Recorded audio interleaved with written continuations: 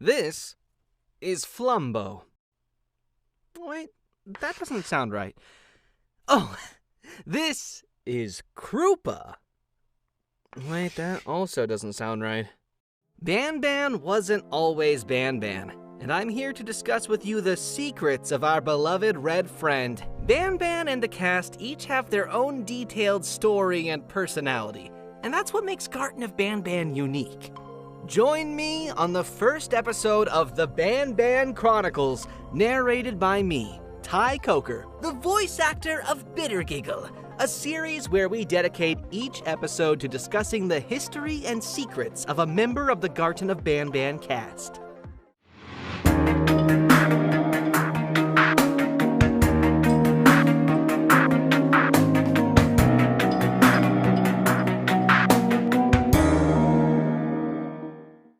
If you decide to go and sift through the game files of any Banban game, you might notice something strange. You will find that, compared to most other characters, there are very few references to the name Banban. This is because the name Banban actually came very late into development. You will have much better luck looking for files that reference the name Flumbo. This is the first name that was given to our pancreas-loving red dude, and from there, what later became known as Garten of Banban was once Flumbo and Friends, with Flumbo himself actually being the third character to be designed and sketched of the original 6, not the first, despite later becoming the main character of the series. However, feeling Flumbo and Friends were too unremarkable of names, Flumbo was then renamed to Krupa. And from there, the Garten of Krupa was born, a name that you can still view at older archives of the Steam page. But at one point a little closer to release, we decided to change the name from Krupa to a much more catchy Banban, appropriately resulting in the final name of this new game being Garten of Banban as we know it today. A game called Garten of Banban without any Banbans to be seen. Because as you might know, Banban is actually absent from Garten of Banban 1. But what if I told you that that wasn't always the case? And that the final game where you only meet Opilabird and Jumbo Josh was the final version of the game script with 2 scrapped versions before it. With one involving just Stinger Flynn, if you might recall from our devlogs, and the other, and also very first script, involving only both Jumbo Josh again, and none other than Banban himself. This version of the script starts out very similarly to the Garten of Banban 1 that we know today. You enter Banban's kindergarten as a parent looking for their missing child, and are subject to a few puzzles that need to be solved in order to proceed. Only this time, there would be no eggs to be collected for Opilabird, since she simply wasn't scheduled to make an appearance in this version of the script. In place of Opilabird, you'd be stalked throughout the kindergarten by Banban, without ever getting a clear view of him. Think Opilabird staring at you from behind the wall, only with Banban, and it happening much more frequently. So, if there was no Opilabird, does that mean that for the majority of the game you were supposed to just be solving puzzles while being stalked? Well, no, not really. With every version of the script came a new design for the map that would better fit the story. The kindergarten of the version of the script where you're being stalked by Banban was meant to be much smaller, with the second half of the game taking place inside the actual facility. This is why if you watch one of these videos that fly around the map of Garten of Banban 1, you may notice that there's a small room underneath where Jumbo Josh attacks you in the original game. He wasn't scripted to attack the elevator in this version of the script. Instead, you'd safely make it to the underground facility where you would continue to be stalked by Banban for a little more. For the most part, this was Banban's role in this version of the script. And as for Jumbo Josh, well, you'll have to wait for the Jumbo Josh Secrets video where Jumbo Josh's role in this version of the script is revealed. Stay tuned for that.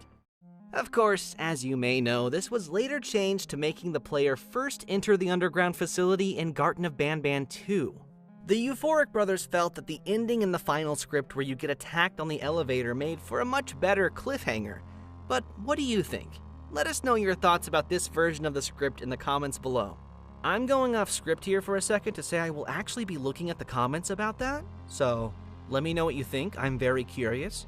Speaking of the Euphoric Brothers, did you know that Banban is voiced by Geppo, the purple of the Euphoric Brothers? And like most of the other Garten of Banban characters that speak during the games, Banban has some unused voice lines. 2 to be exact. The first was meant to be said in Garten of Banban 2, where a mysterious voice over the intercom asks you to wave at a camera so that they know you can hear them. This mysterious voice, whom you later learn is actually Banban, was originally meant to say a line if you take too long to wave at a camera. Take a listen. Please, I need to know if you can hear me. Couldn't have said it better myself, Geppo, oh buddy, oh pal, oh purple guy. This line would be said automatically by Banban without the player prompting the conversation to start by doing a certain task. Because of this, there were too many things to account for, such as whether the player was in the correct room, among other things. Overall, it was causing too many issues, so it was just removed altogether.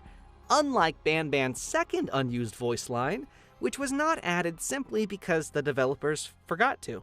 Whoops! In Garten of Banban 6, while accompanying Banban in the Garden Statue's puzzle room, you will at one point open the door to the red cabin there. This causes a miniature naughty one to suddenly jump out of the red cabin and run away, which shocks Banban. Normally, he says the following: "Watch out! What is that doing in here?" And that's where the dialogue ends in Garten of Banban 6. But originally, he was meant to follow up on that sentence by this unused voice line. "What even are these things?" This follow-up line was never implemented, as mentioned before, because of an oversight. Truly unfortunate. Banban's unused voice line in Garten of Banban 6, you will forever be remembered. Okay, so we've disclosed Banban's role in early versions of the script and Banban's unused voice lines, so now let's talk Banban's model and art assets. While the Euphoric Brothers don't have any records that document exactly when Banban's model was first created, Banban's first ever render was created on October 4th, 2022, and it looked like this. This is the first time that the render is being revealed in full to the public. The head of this render was used as a placeholder for the game's icon up until it was replaced with the Jumbo Josh one we all know and love, back when the game was still called Garten of Krupa.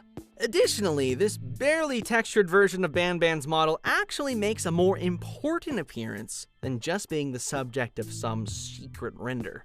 In one of the older screenshots of Garten of Banban 2 before it came out, this version of the model can be seen in a scrapped location during a scrapped chase sequence that was meant to be in the game. This was scrapped very early on, though. There was also a time where Banban was supposed to be given a guitar, but this was also scrapped. Instead, we opted to show off this guitar in the hand-drawn depiction of Banban in Garten of Banban 3's cafeteria. Who knows, maybe this guitar will have more importance in the future. Yeah. Speaking of scrapped concepts and going back to the earlier versions of the script of Garten of Banban 1, there is an art asset that was meant to have been written by Banban.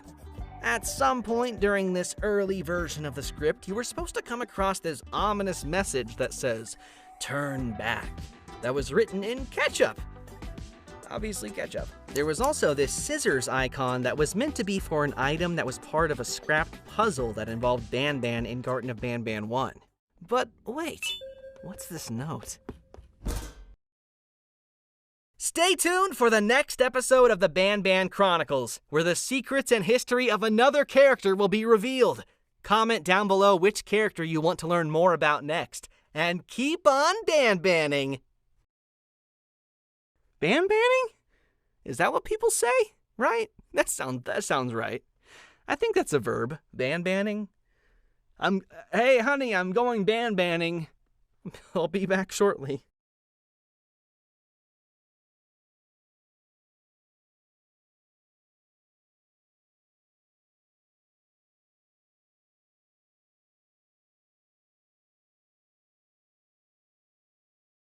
Deep within the lower levels of Banban's kindergarten, there exists a very mysterious and intelligent monstrosity. A monstrosity so rich with knowledge about Givanium, it became obsessed with what could be done with the substance. And that monstrosity is the Surgeon, as it was codenamed when it was first created. Oh wait, it was given a name at one point. The name of the monstrosity is Fuchsia. Wait, no. The name of the monstrosity is Syringin. To say that Syringin changed a lot during development would be an understatement, and I'm here to discuss with you the secrets of our beloved Surgeon. The Garten of Banban cast each have their own detailed story and personality, and that's what makes Garten of Banban unique. Join me on the second episode of the Banban Chronicles, narrated by me, Ty Coker, the voice actor of Bittergiggle, a series where we dedicate each episode to discussing the histories and secrets of a member of the Garten of Banban cast.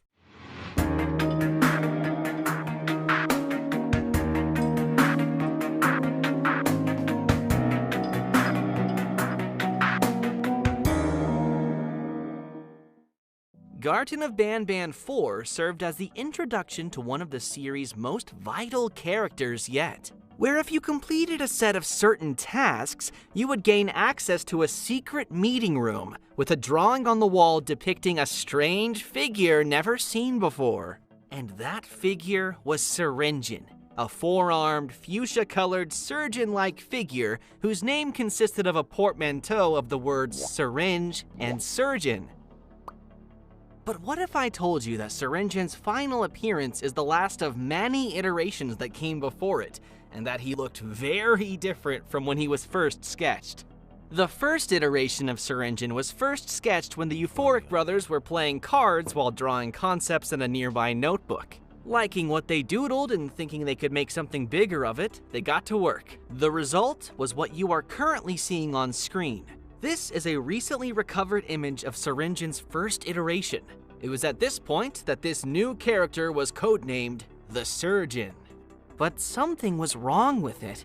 It looked too cute. Sorry, Syringin number 1.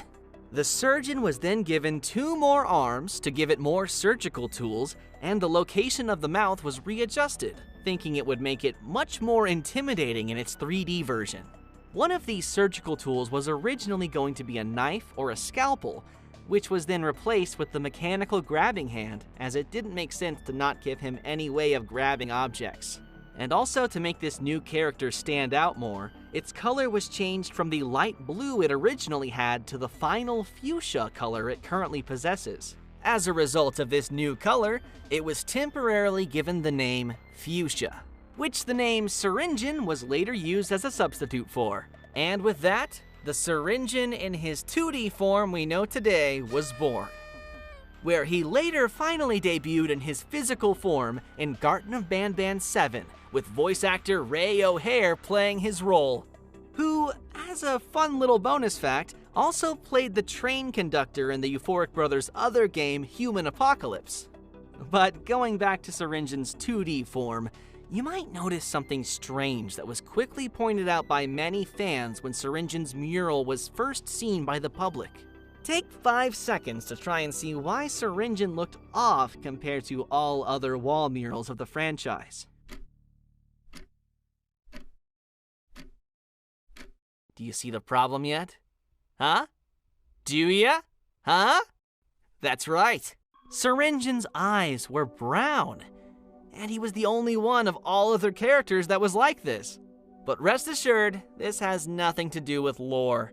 It was a simple oversight, and it was fixed in later games. But early concepts and wrong eye colors aside, what if I told you that Syringin's story was originally going to be much different from what it ended up being in Garten of Banban 7? In fact, the entire chapter originally played out completely different from how the final version of Garten of Banban 7 plays out. The story for the chapter, much like most chapters, went through many different scripts. And while most versions of the script have been lost or deleted, one remains intact. In this early version of the script, the overarching goal of the game remained the same: In alliance with Syringin, you entered City Engine in search of Jumbo Josh. But City Engine was very different. The mayor of the city was much more tyrannical, where he ruled over his citizens with an iron fist. He was much more reminiscent of a cult leader than a mayor, but he was still willing to work with the player to achieve his goals despite his hatred for humankind. Instead of the fully lit city you enter in Garten of Banban 7, you instead find yourself limited to a single block, with long walls enclosing what remains of the city. These walls would constantly be banged on by hungry, naughty ones trapped on the outside, unable to enter because of the light. From the balcony in Syringin's office, you would be able to see a faint light in the distance, which Syringin explains belongs to a tower that Jumbo Josh is nearby. The secondary goal of Garten of Banban 7 would have been to try and reach that second tower. But there was a problem. Aside from the tiny part of the city you're trapped in, everywhere was dark, which also meant everywhere else was infested with naughty ones. Through puzzle solving and fighting the notified army one by one, you would slowly but surely restore power to different parts of the city, allowing you to finally reach the tower. It is during these expeditions to try and restore power that the majority of the action took place. The Givanium baby would have been encountered in one of the buildings. The notified Bittergiggle would have been his own mini-game instead of the chase sequence he ended up getting in Garten of Banban 7. Kittysaurus was supposed to have been trapped in a pit that the citizens would have been standing around ceremoniously, where you would help her escape as part of a puzzle. A sequence where you enter a courthouse and Sheriff Toadster judges you for your crimes before the lights go out and the entire building is swarmed with naughty ones. But most interestingly, a crazed Sheriff Toadster was scripted to trap you inside of a grocery store, inside of which you would have had to get a phone to work where you call Syringin for help, after which he sends a loud contraption to scare the crazed sheriff away. Not notified, but crazed. This contraption would dramatically slide towards you through the darkness, which turns out to be a loud mobile power generator. After escaping the grocery store, you would use this generator to play a mini-game where you push the generator into dark blocks of the city. Once activated, it would light up the area temporarily, giving you some time to enter and scavenge the nearby buildings for supplies that would allow you to fix power boxes that would light up the area permanently. But you gotta do it quickly because the generator only stays on for a few minutes, and if it deactivates, the block goes dark again and it would require you to reactivate it again manually. So if it goes dark while you're scavenging in a building, too bad. What you are seeing on the screen right now is an unused location that was meant to be one of those blocks that you restore the power to. There were 3 blocks that this needed to be done for, and when all 3 were successfully done, that's when you finally reach the tower you could see from Syringin's balcony. But once you make it to the tower, you discover that Jumbo Josh is suspiciously nowhere to be seen. Upon returning to Syringin, his true plans are revealed when you return to find him in a scrapped location that was meant to be the city's public park. You find him standing on a platform raised high above ground. This is where the conversation between Syringin and Sir Dadadoo would have originally taken place.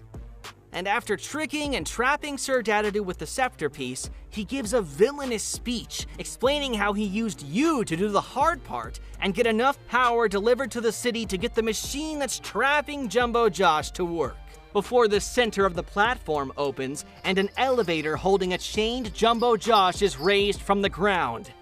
And this is where the chapter concludes as it was originally meant to end. As with the last Banban Chronicles episode, please do let us know your thoughts about this original version of the script. This sequence of events turned out to be much cooler on paper than it was a playable experience, and that's why this version of the script was scrapped for the most part. But wait, what's that in the distance?